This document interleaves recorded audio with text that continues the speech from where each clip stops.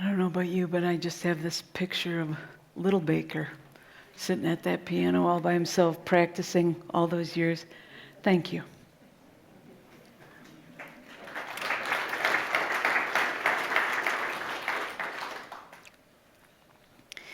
Becoming is better than being. That's the realization our friend Brickhead came to.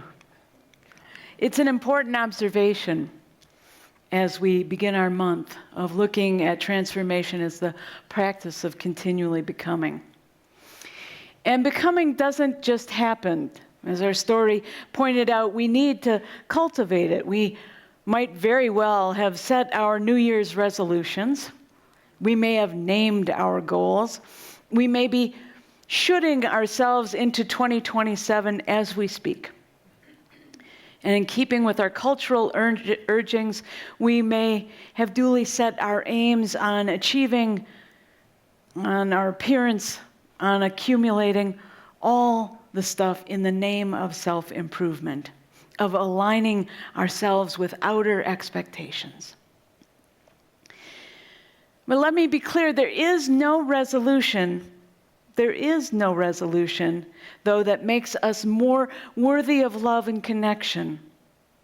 We were born worthy. We were born loved. We were born acceptable. We were born in need of others and needed by others. That is, we were born part of the human family, not apart from it. We do not need to earn our way in. That is the heart of our universalist faith.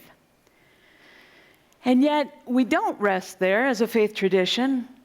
My colleague, the Reverend Julian Jamaica Soto, summarizes our theology in this way.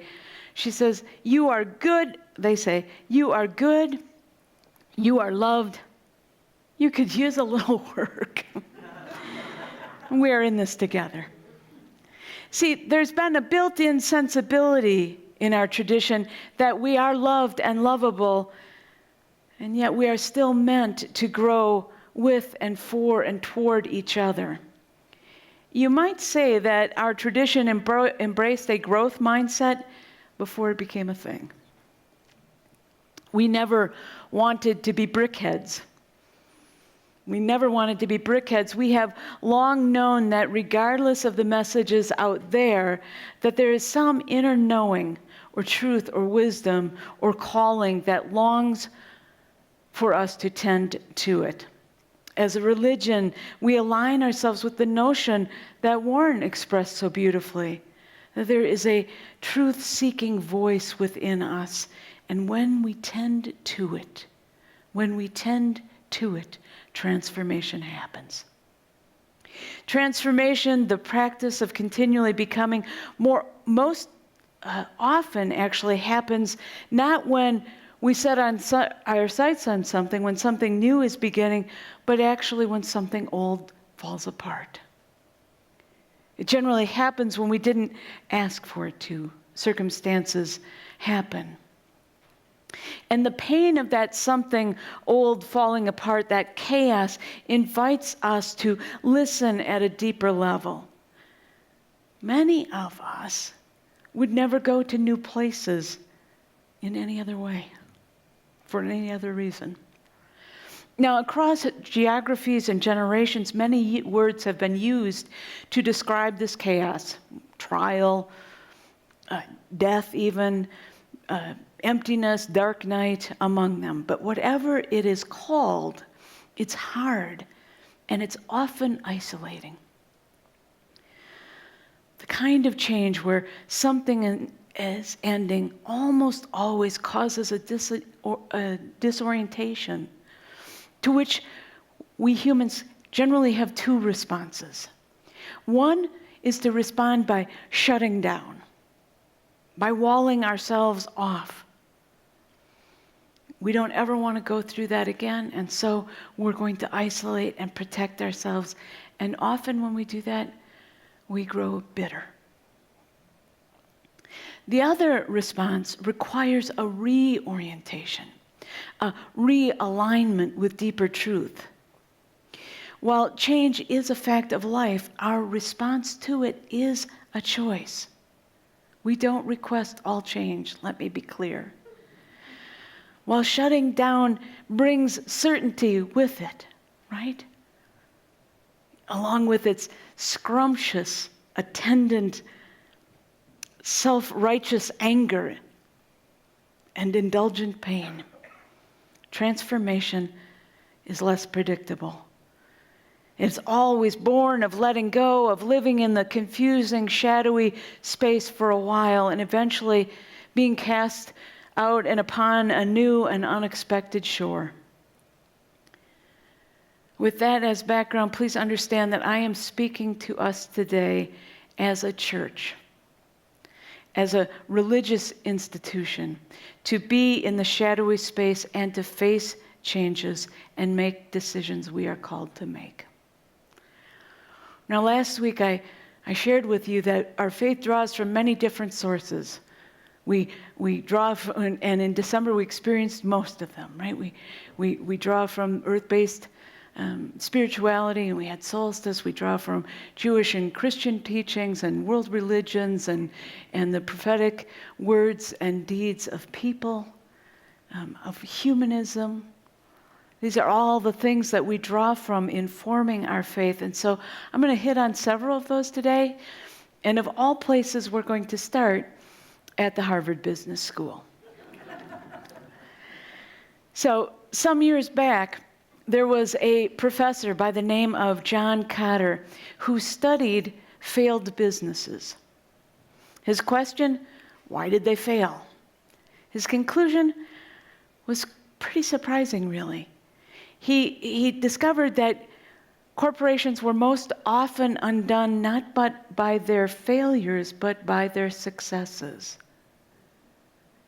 Corporations lost their way because they focused on their successes.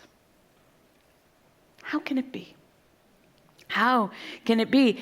You see, it turns out that when corporations were good at something, their thinking became calcified. Leaning into our story, they became brick-headed, right?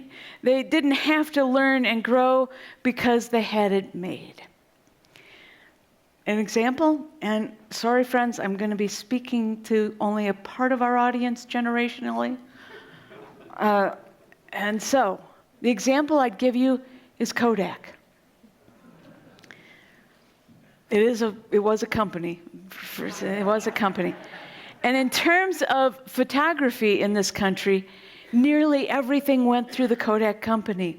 Celebrations, everyday things were described as Kodak moments. And poignant images of tender moments appeared with music behind them on television ad after television ad, while a mainstream male white voice sang, "Will you remember the times of your life?" Now, for the millennials and youngers among us, bless your young hearts. Thank you for being here.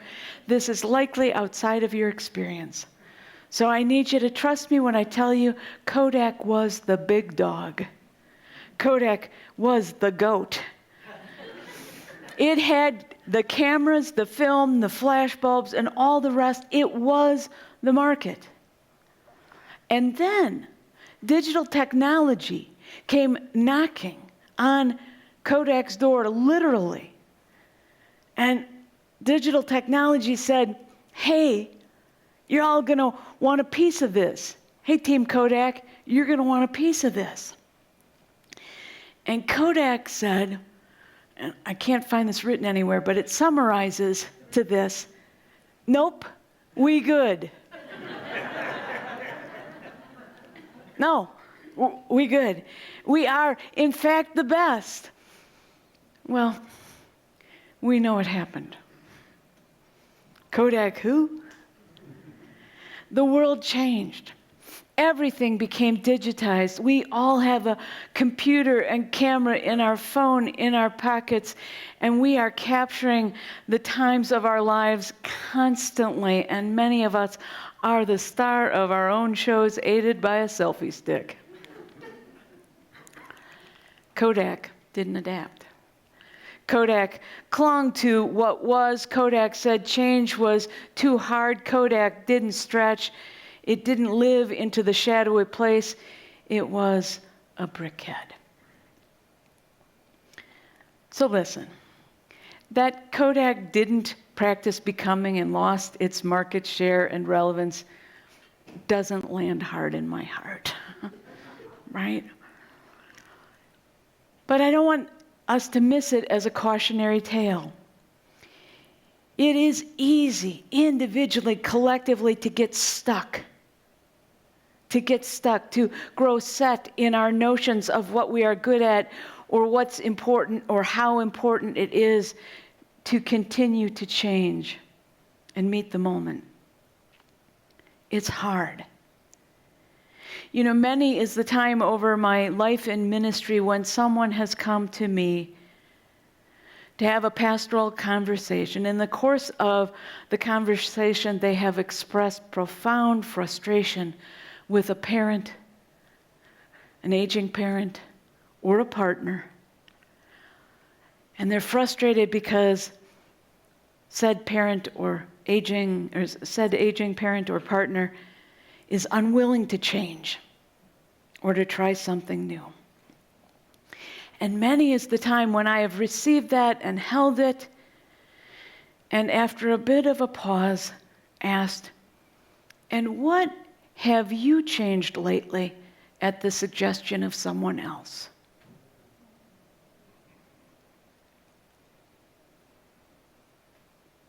And I leave that silence, which hangs uncomfortably between us. And ultimately, the responses come then quick and sputtering. Yeah. But this is different. See, this is different. This is for their own good. They need to exercise. They need to take their medication. They need to lose weight. They need to stop driving. They need to move into assisted living. And the list goes on and on and on. And it's not that I'm not sympathetic to these realities. I have companioned my parents through a very difficult and ugly aging and death. It's just that I don't want any of us to lose our compassion for the reality of how hard it is to change. How hard it is to confront things we don't want to confront, even and perhaps especially in the ways that are most good for us. So with that in mind, I skip to another source, and I take us to the Hebrew scripture, the book of Genesis. Now, those of us who were raised with biblical study as part of our religious tradition, or for those of us like me who came to curiosity and study later, maybe you know the story of Jacob, and others of you may not be so familiar, so I'll share it with you. The headline of the story really is that Jacob, who is far from home, wrestles with an unknown, unnamed adversary from night until daybreak. From night until daybreak. But the backstory here is important. So let me tell you that Jacob was born just behind his twin brother Esau. And let me tell you, there are sibling rivalries, and then there are sibling rivalries. Esau was kind of his dad's kid, and he was always hanging around his dad and always out and doing the things. And Jacob was quiet, and he preferred study and strategizing to any kind of expression of force. And of course, that made him pretty easy for his mama to be around, Rebecca. Now, in the ancient world, only the firstborn son would receive an inheritance. And so Jacob, being a clever sort, waited until one day his brother came back from hanging out with his dad and from hunting and doing all the things. And he waited and he saw his brother come back, and his brother was really exhausted and so hungry. And Jacob said, "I see you, brother. Let me give you a meal. I'll give you a meal. I'll make you a meal. It'll be delicious." Esau said, "Really?" And Jacob said, "Yeah. The only thing is I want your birthright in exchange for it." And Esau was exhausted and hungry, and he said, sure, you got it. Well, let's just say that maybe Jacob wasn't so sure that his brother would keep his end of the deal. So he's talking with his mom, with Rebecca, and he said, I don't know. And Rebecca says to him, here's what you do. Dress up like your brother. Dress up like your brother and go talk to your dad. He's so old and he can't see very well. And tell him you need your birthright now. And I bet he'll give it to you. And you know what he did? He did. So let's just say that Esau's response was not, well, good on you, brother. He was ticked. He was ticked. And so Jacob, believing his life was in danger, he took off and he stayed away for 22 years. And what happened in those 22 years is best left for a different day. But when he decides to return, when he says, I want to come back, I want to see the family, I want to connect with my brother, he does so with all due trepidation. Indeed, when he's en route, he hears that Esau knows that he's returning and is coming to meet him with 400 other people. Probably a little better than he needs for a welcome wagon, right? Now, Jacob hears this, and according to the Bible, he was, quote, very afraid and distressed. Very afraid and distressed. And in a book in which human emotions largely go unacknowledged, definitely undefined, these words are particularly enigmatic. Still, Jacob responds with this whirl of activity. He dispatches folks to go take his brother some gifts of flocks and herds. He's hoping to pacify his brother. And he isolates himself and he prays to God to protect him. And then he divides the folks that are with him in two and says, I want you to be divided in two because if one of you gets destroyed, the other group can go home. On the cusp of this confrontation, though, Jacob was left alone. He was left alone, and we're told that a man wrestled with him until daybreak. Who was the man? The text doesn't say. Later text, the prophet Hosea said that Jacob wrestled with an angel. Jacob himself believed he was wrestling with God. We don't know. And still, I love this story because I love the teachings. I love them especially the way that Rabbi Jonathan Sacks, now of blessed memory, the former chief rabbi of the United Hebrew Congregations of Great Britain, he tells us that there's three things to learn from this story. The first is that the wrestling match takes place after Jacob has made all of his prep, right? The real crisis, the inner crisis, catches us unaware and unprepared, however much we plan in advance. Factor in all kind of contingencies, rehearse every scenario. There are still events which take us by surprise. This is the human condition. We are constantly faced with uncertainty, and we fear it. But freedom means the courage to live into the unknowable in advance. The second thing Rabbi Sacks says is that the real battle that decides our future lies within the self, the soul. See, if Jacob can successfully wrestle, then he can face his brother without fear. If he can win the struggle in here, he can win out there. This is what FDR was talking about when he said in 1933, in the midst of the Great Depression, that the only thing we have to fear is fear itself. We do our wrestling in.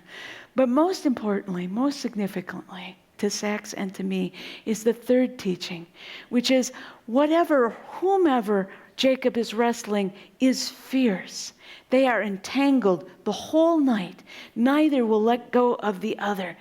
Until finally, towards daybreak, Jacob says this, I will not let you go until you bless me. I will not let you go until you bless me. Gorgeous, powerful, amazing, because Jacob knew, as so many of our lives have witnessed, that the events of our lives that were the most painful were also the ones that in retrospect caused us to grow the most. They forced us to listen deeply for the still small voice telling us who we were meant to be and what really matters. Yet the choice to not engage is always there.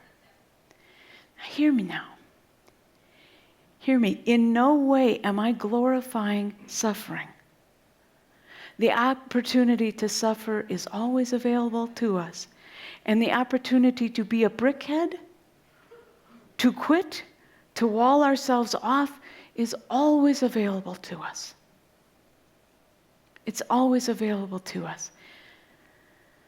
And yet, if we allow ourselves to be moved from the surface to the fuzzy depths, we often find strengths we have never known.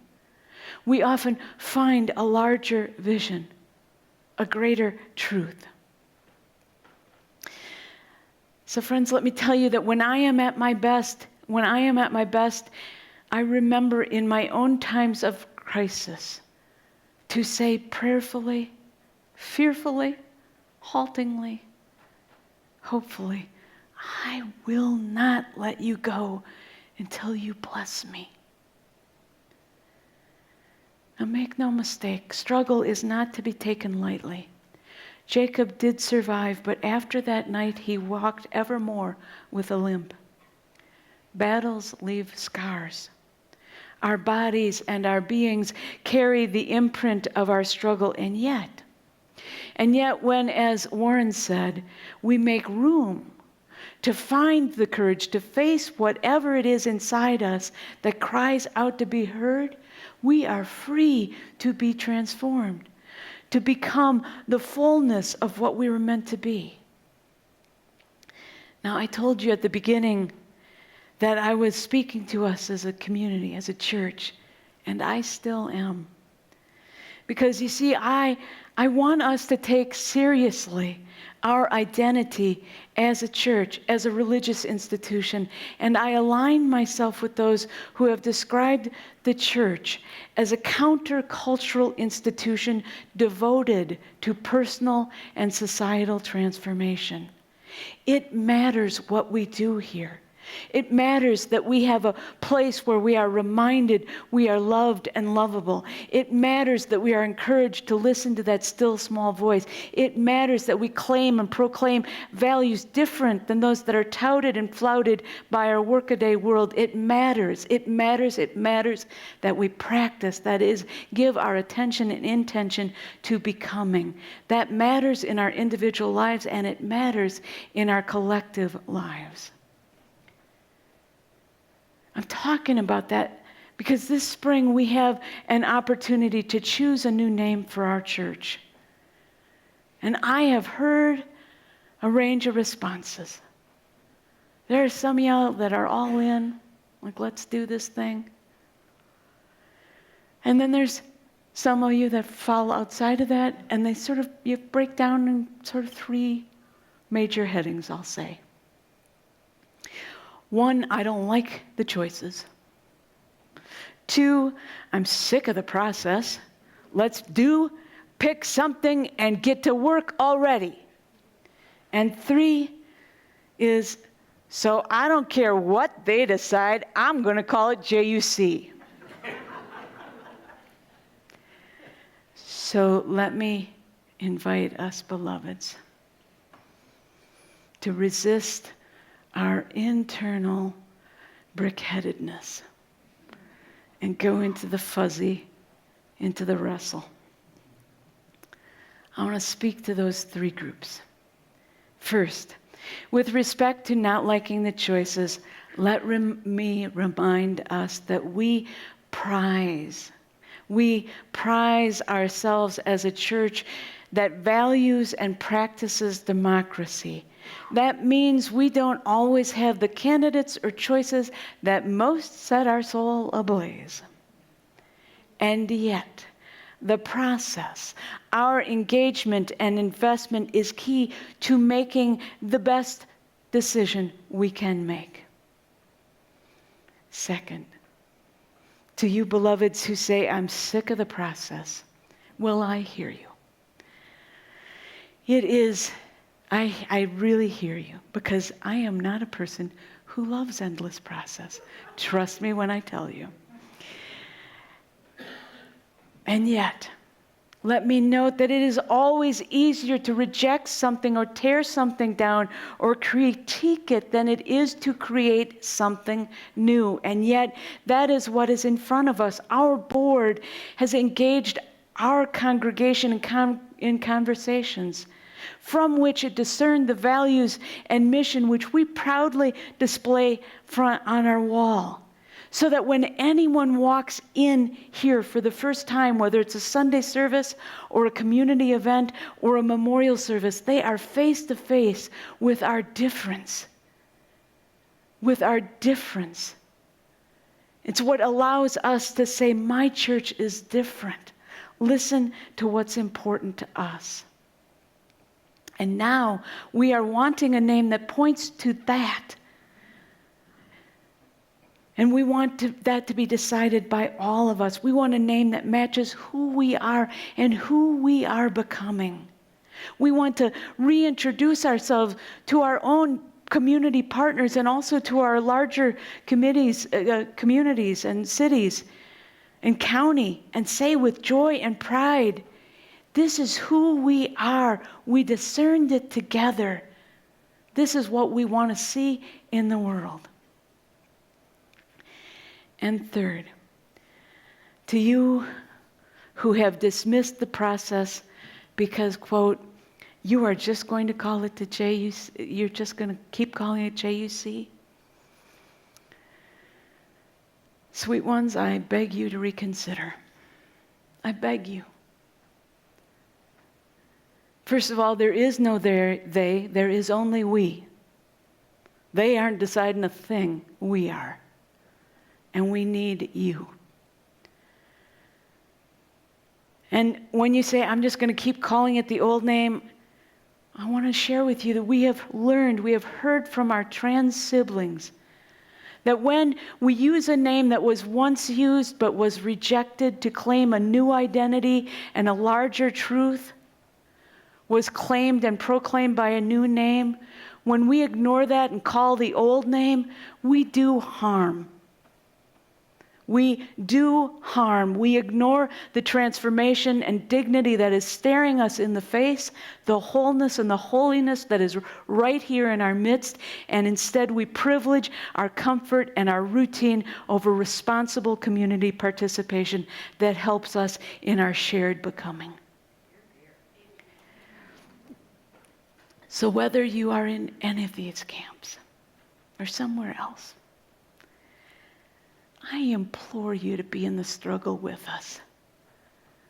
There will be a community conversation online next week, and then later in the month it'll be a big conversation in person. Participate. Talk to your people. Talk with each other and listen. Listen, participate, struggle, help us transform and be transformed together. Now, I want to say I truly do not have a horse in this race.